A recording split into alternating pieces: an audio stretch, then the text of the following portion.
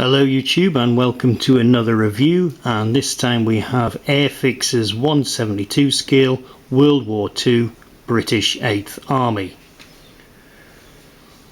Now originally these were known as the Western Desert Force before everything was pretty much amalgamated and formed into the 8th Army. So you're talking the 7th Armoured Brigade and things like that, and in the end they just all travelled under the mantra of the British 8th Army, or rather the 8th Army, and obviously slang terms like the Desert Rats turned up after the Australian defence of Tobruk. So the 8th Army covers all the nations who pretty much were under the banner then, and there was many of them: New Zealanders, Poles, anything you can think of, and they were all fighting for the British at El Alamein especially, and onwards, and before that. So 8th Army is quite broad in its title, that's the best I can say.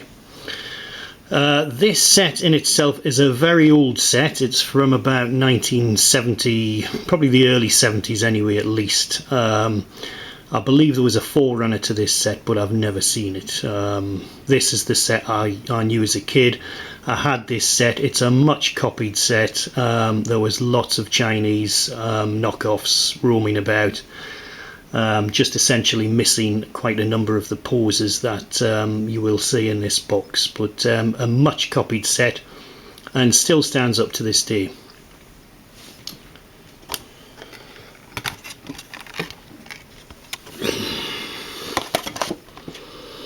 So looking at the front box art, it's quite good.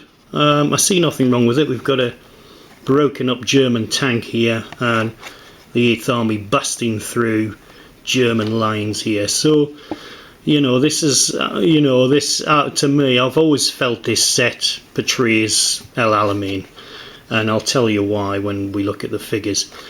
And Tobruk, sort of, so there's certain elements of this set that I think were designed for certain parts of the campaign. Usual fare with Airfix, we have actual size figure right there. On the front, what you see, not necessarily what you will get. This guy certainly is in the correct pose to one of the figures. Not so much this chap or the other two at the rear, so it's a bit, I wouldn't say they're, but it's a bit embellished, let's just say. So, with Airfix on some of the boxes are quite good, and the poses they have on the front, that's what you'll get inside, but sometimes it's just a little bit of artistic license, and this is no different. Basically 49 unpainted pieces, so the 49 I'll imagine will be made up of the Vickers machine gun pieces as well, so that'll be including that. One flying hour standard stuff, and there you go. If you want to join the club, you've got the details there. It does say, commonly known as the Desert Rats, the 8th Army figures are wearing their shorts and steel helmets in this 49 piece set. Included are mine detectors, machine gunners and riflemen.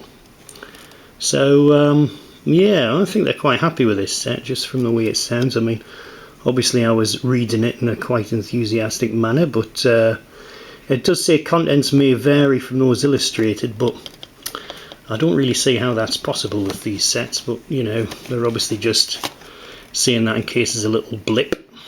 The 132s, obviously you can tell how that happens because they're packed in loose, but not so much these because they're on sprues.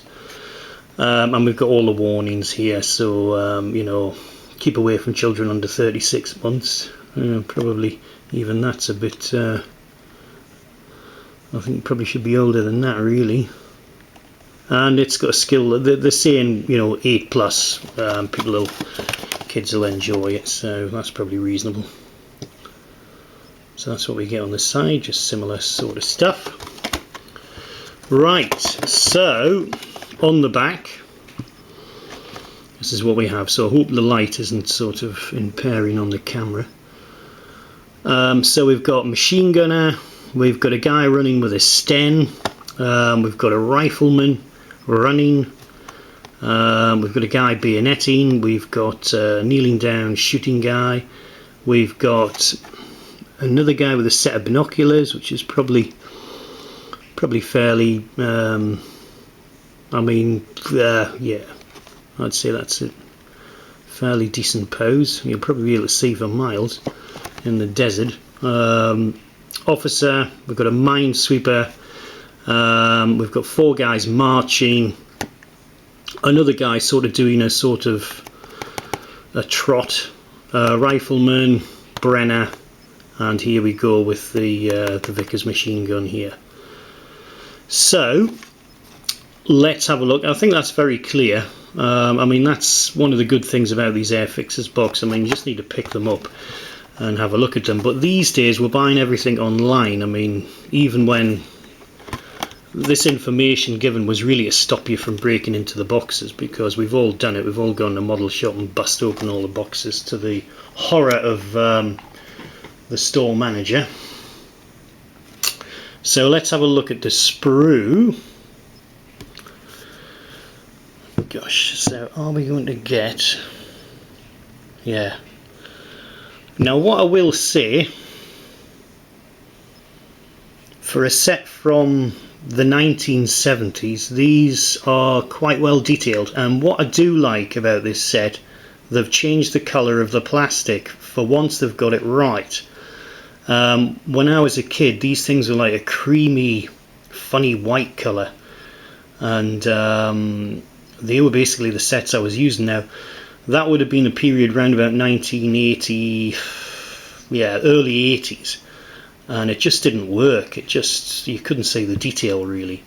I mean, I wasn't really painting these guys up much, and but in terms of what you could see was quite awkward. They weren't a good set in that colour, but this set I'm quite happy about because the detail's starting to shine through, and especially this chap here. If I can get him into the light, so we can just about see he's got quite a lot of detail there, and I'm quite pleased about that.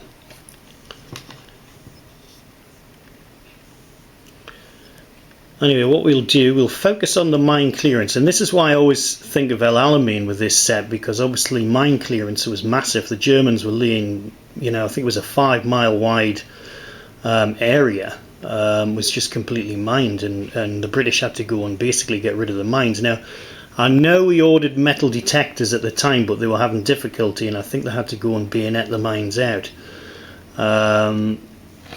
Obviously this is knowledge which isn't sort of frequently mentioned, but I believe they ended up having to use knives, but I could be wrong, bayonets rather. So in terms of the minesweeper, it's quite a necessary figure in a kit, and I think this is